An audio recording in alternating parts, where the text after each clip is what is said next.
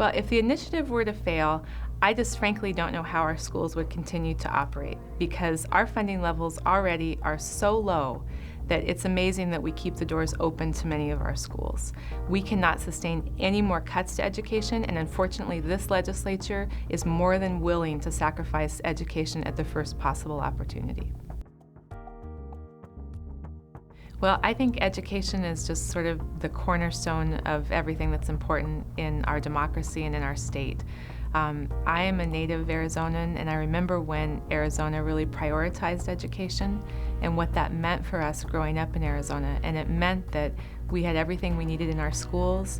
We had a very strong economy in Arizona. We had good jobs that we could go into as adults. And I worry that we have lost that priority in Arizona, and that's why we need to pass this initiative so we can reprioritize education and make sure that our children have all of the opportunities that we had when we were growing up here. We've raised the bar for educators and students, and we need to make sure that we give them the tools that they need to be able to succeed.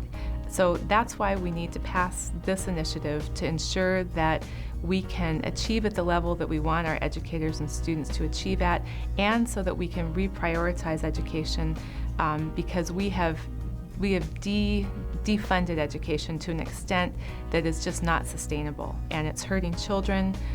It's hurting our educators' ability to achieve good results, and it's hurting our state's economy.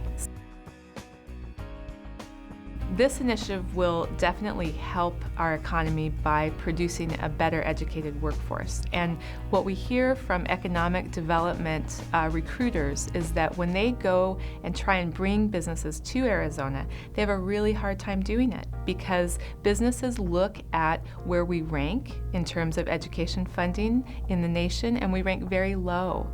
And so they don't want to come to Arizona because they're concerned that if they come here, they will not have an educated workforce.